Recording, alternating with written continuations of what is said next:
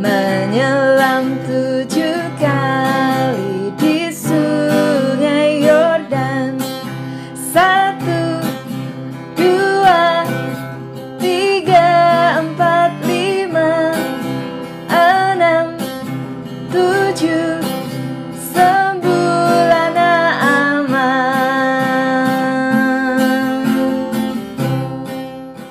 Silakan duduk, kita mau berdoa. Silakan Rahel pimpin di dalam doa, maju ke depan. Silakan. Posisi doa yang benar adalah kita melipat tangan, memejamkan mata dan menundukkan kepala.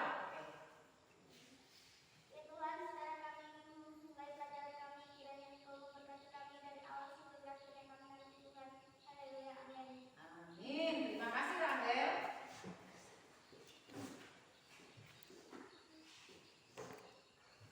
Kita akan melihat kompetensi dasar dalam pembelajaran pendidikan agama Kristen dan budi pekerti ya. Kompetensi dasarnya ada pada layar di depan, kalian bisa baca ya.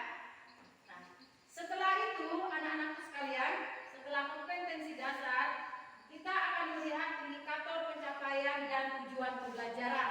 Namun hari ini Ibu akan membacakan tujuan dari pembelajaran kita ya. Yang pertama adalah peserta didik kelas 4 dapat menganalisis arti Allah penolongku yang setia sesuai dengan kitab 2 Raja-Raja pasal 5 ayat 1 sampai 14. Kemudian yang kedua, peserta didik kelas 4 dapat menjabarkan secara singkat bagaimana Allah menjadi penolong yang setia sesuai dengan kitab Raja-Raja pasal 5 ayat 1 sampai 14. Kemudian peserta didik kelas 4 dapat mengurutkan bukti-bukti Allah menjadi penolong yang setia sesuai dengan kitab 2 Raja-Raja pasal 5 ayat 1 sampai 14. Dan yang keempat, peserta didik kelas 4 dapat menampilkan bukti-bukti Allah menjadi penolong yang setia sesuai dengan kitab 2 Raja-Raja pasal 5 ayat 1 sampai 14. Jadi ada tujuan pembelajaran kita ada 4 ya. Kemudian sesuai dengan apa yang Ibu katakan di depan tadi, pelajaran kita hari ini adalah pelajaran 3 yang berjudul Allah penolongku yang setia. Bahan Alkitab kita adalah kitab 2 Raja-Raja pasal 5 ayat 1 sampai 14. Semua tahu Alkitab? Ya. Kita buka Alkitabnya ya, silakan. Di HP juga boleh dibuka Alkitabnya. Seperti yang ada di depan kita ini tadi, bahwa kitabnya adalah 2 Raja-Raja pasal 5 ayat 1 sampai 14 ya. Iya, ini merupakan referensi dari materi kita hari ini. Anak-anakku sekalian, Ibu guru mau bertanya, siapa kira-kira yang bisa menjawab gambar yang ada di depan kita? Tunjuk tangan. Silakan Meva jelaskan gambar apa yang ada di depan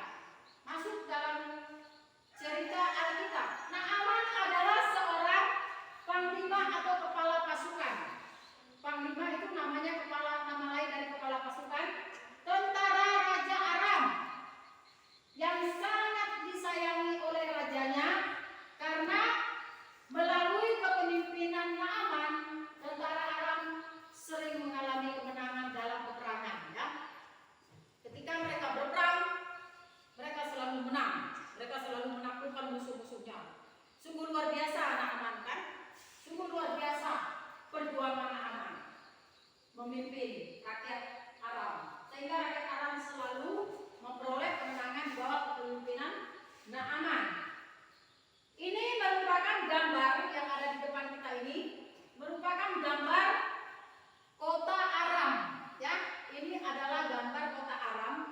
Letak kota Aram kita mau pelajari hari ini adalah letakkan tempatnya merupakan daerah sebelah utara Kanaan. Itu kita bisa lihat dalam kitab 1 Tawarikh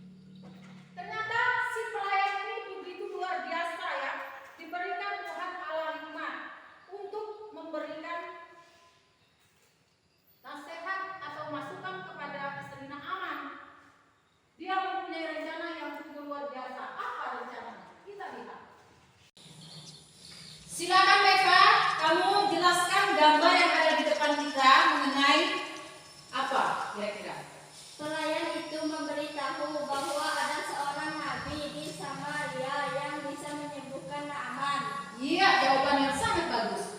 Jadi anak perempuan ini, pelayan Naaman ini memberitahukan kepada istri Naaman bahwa ada seorang nabi di Samaria yang bisa menyembuhkan penyakit Naaman. Lalu ketika istri Naaman mendengarkan penjelasan dari anak perempuan ini, lalu istrinya Naaman memberitahukan kepada Naaman bahwa di Samaria ada seorang nabi yang bisa menyembuhkan penyakit kusta seperti yang dialami oleh Naaman ya.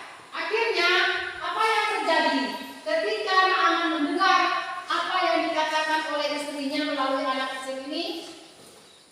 Oke, silakan Jeffrey jelaskan gambar yang ada di depan.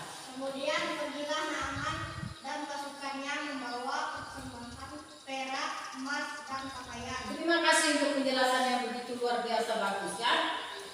Jadi ketika Naaman mendengar bahwa di Samaria ada seorang nabi, lalu Naaman pergi bersama dengan pengawalnya ya, pengawal pasukannya, karena dia panglima memang dia harus ada pengawalnya.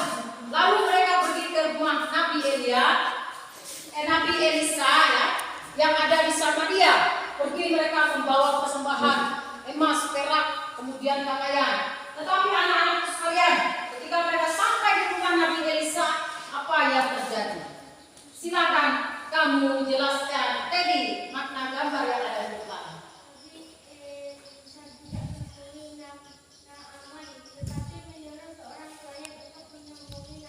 Terima kasih untuk jawaban yang bagus ya. Jadi ketika mereka sudah sampai di rumah Nabi Elisa, ternyata Nabi Elisa tidak menemui Naaman, melainkan Nabi Elisa mengutus seorang pelayan untuk menemui Naaman bersama pasukannya. Kenapa Nabi Elisa tidak mau menemui Naaman? Padahal Naaman bertemu dengan dia dan memberikan semua persembahan kepada Nabi Elisa ya. Malah Nabi Elisa mengutus pelayan. Kenapa? Apa yang akan terjadi ya?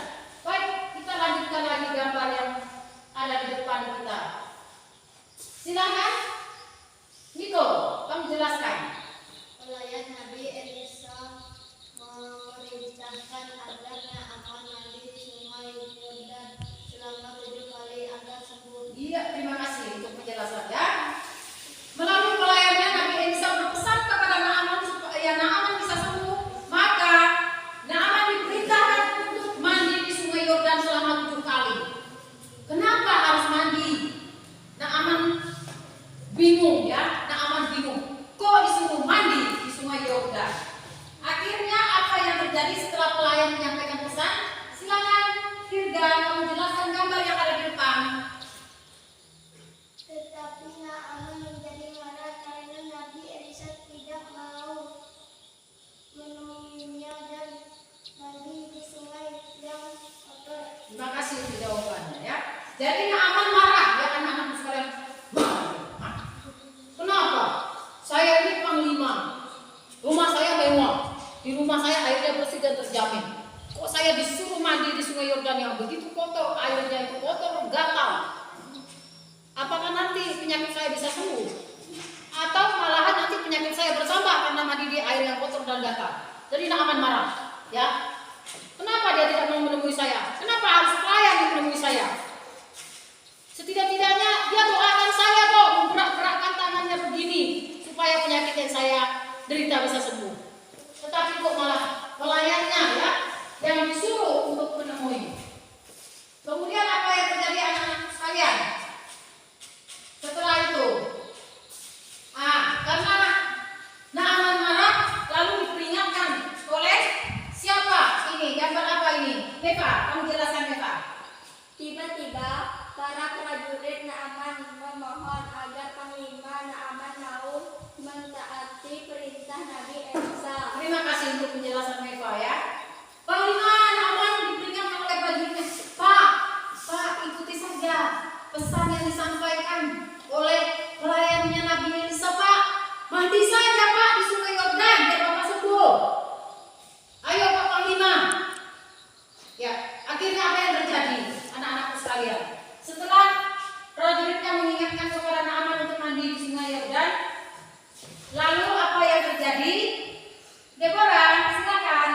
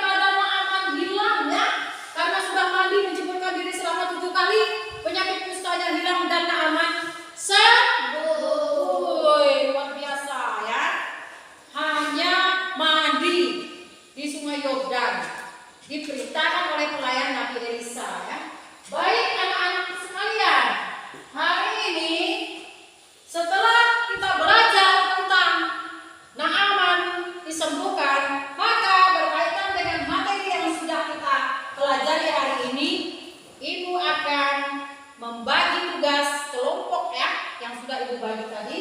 Tugasnya LKPD kalian adalah kalian mengisi LKPD ini.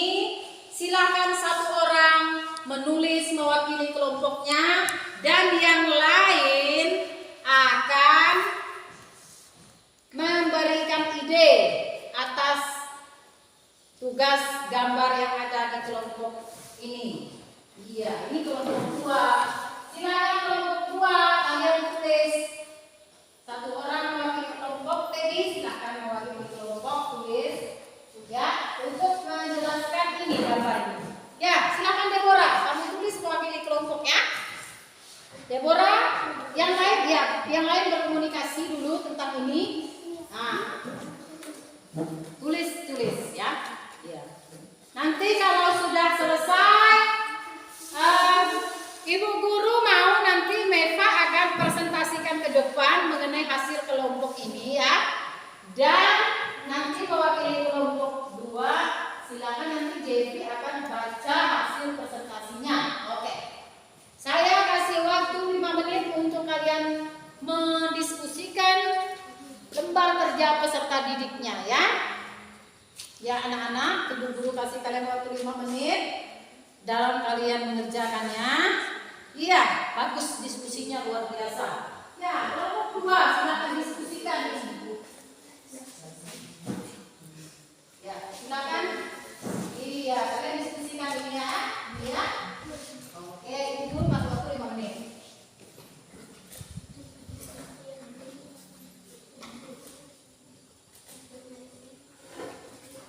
Sudah selesai diskusinya? Sudah. Iya. Sesuai dengan apa yang katakan Ibu Guru tadi, silakan satu orang kalian presentasikan hasilnya ke depan. Kelompok 1 silakan Meva, silakan baca ke depan mengenai hasil diskusi kelompok. Ya, dibaca ya, suaranya yang kuat supaya kedengaran. Ada seorang pahlawan panglima tentara kerajaan Arab. Dia bernama Na'aman. Suatu hari, Panglima Na'aman menderita sakit kusta. Luka-luka besar muncul di tubuhnya. Mengetahui hal ini, istri Na'aman menjadi bingung. Tetapi seorang anak perempuan Israel, pelayan Na'aman, mempunyai rencana. Pelayan itu memberitahu bahwa ada seorang nabi di Samaria yang bisa menyembuhkan Na'aman. Kemudian, setelah mendengar hal itu, pergilah Na'aman bersama pengawalnya membawa persembahan perak, emas, dan pakaian. Namun, setelah sampai di rumah Nabi Elisa, tidak mau menemui Na'aman. Tetapi mereka hanya bertemu dengan seorang pelayannya. Melalui pelayannya, Nabi Elisa memerintahkan agar Na'aman mandi di sungai Yordan selama 7 kali agar sembuh. Mendengar pesan ini, Na'aman marah karena Nabi Elisa tidak mau menemuinya dan dia tidak mau mandi di sungai Yordan yang airnya kotor. Tiba-tiba prajurit memohon agar Panglima Na'aman mau mentaati perintah Nabi Elisa. Akhirnya Na'aman pun pergi ke sungai Yordan untuk menceburkan dirinya sebanyak 7 kali, lalu dia menjadi sembuh. Terima kasih, tepuk tangan dulu untuk kelompok 1. Silakan kelompok 2 mempresentasikan hasilnya. Jadi maju ke depan. Berdiri di sini. Baca dengan kuat ya hasil kelompoknya. Suatu hari Panglima Raja Arab Na'aman menderita sakit kusta. Dia sangat sedih sekali karena menderita penyakit ini. Melalui pelayannya, Nabi Elisa berpesan supaya Na'aman pergi mandi sebanyak 7 kali ke sungai Yordan supaya bisa sembuh. Akhirnya Na'aman pun pergi ke sungai Yordan untuk menceburkan dirinya. Lalu setelah menceburkan dirinya, Na'aman pun menjadi sembuh dari sakit kustanya. Terima kasih untuk presentasi kedua. Hasil presentasi ini akan Ibu berikan nilai pada akhir dari pelajaran hari ini ya. Baik anak-anak sekalian, karena kalian sudah mengerjakan LKPD kelompok, maka sebagai kesimpulan dari pelajaran kita pada hari ini adalah sehebat-hebatnya seseorang dan sekuat contohnya, dia yang hebat ya.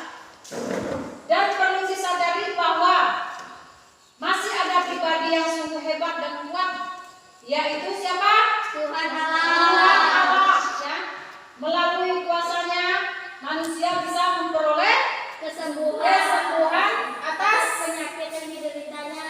Iya, terima kasih ya. Tuhan Allah Maha Kuasa sanggup menjadi penolong yang setia ketika kita percaya sungguh kepadanya. sungguh-sungguh kepadanya.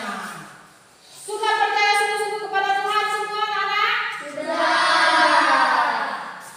Kalau kita percaya sungguh-sungguh kepada Tuhan, mari kita rajin berdoa.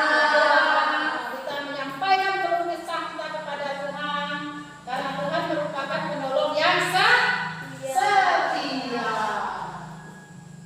Anak-anakku sekalian, tadi kalian sudah mengerjakan tugas kelompok. Sekarang untuk tugas individu kalian kerjakan di rumah ya. Tugas individu kalian kerjakan di rumah. Nanti pada pelajaran yang akan datang kalian kumpulkan tugas individu ini. Iya. Itu merupakan tugas individu ya. Baik anak-anakku sekalian, sesuai dengan janji ibu tadi, di akhir pelajaran ibu akan memberikan penilaian terhadap hasil diskusi LKPD. Untuk kelompok yang pertama sudah memaparkan hasil dengan baik dan sempurna, maka nilai yang diperoleh oleh kelompok pertama ibu beri nilai 95. Tepuk tangan untuk kelompok 1. Untuk kelompok yang kedua, pemaparan sudah bagus, tetapi belum sampai sesempurna kelompok 1 ya. Tetapi bagus hasilnya. Jadi ibu kasih nilai 85. Ya, untuk hasilnya. Terima kasih ya anak-anak sudah bekerja sama dengan baik. Tingkatkan terus prestasi kalian. Pesan ibu, sampai di rumah, sesampai kalian di rumah, jangan lupa tugas individu dikerjakan. Pulang dari kegiatan ini kalian harus membersihkan diri dengan mencuci tangan menggunakan sabun, karena kita masih dalam masa pandemi COVID-19. Harus selalu menjaga kesehatan, mengkonsumsi vitamin ya, kemudian memakan makanan yang bergizi. Jangan lupa minum susu ya, supaya badan tetap terjaga dan otak cerdas. Itu salah satunya. Sampaikan salam ibu kepada orang tua kalian. Setelah sampai di rumah, ibu berharap juga kalian tetap sehat dan dilindungi oleh Tuhan kita Yesus Kristus senantiasa. Baik anak-anakku sekalian, silakan kalian bereskan semua peralatan sekolah kalian. Kita akan menutup materi pembelajaran kita pada hari ini.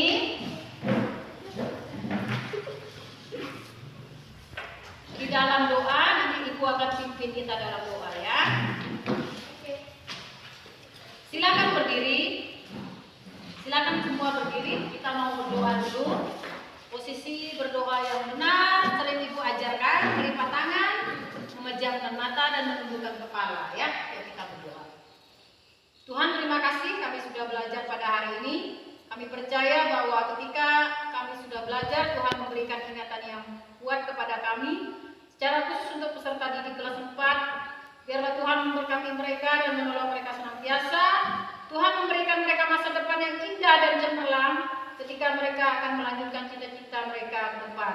Berkati juga orang tua mereka Tuhan dalam pekerjaan, agar mereka dapat diberikan kesehatan dan kekuatan, sehingga melalui orang tua mereka dapat dicukupkan segala sesuatu dan kebutuhan hidup peserta didik kami ini Tuhan. Sebentar lagi kami akan pulang ke rumah kami masing-masing. Tuntun dan pelihara kami supaya kami tiba dengan selamat. Dalam nama Yesus Kristus kami sudah berdoa dan mengucap syukur. Haleluya. Amin. Selamat siang.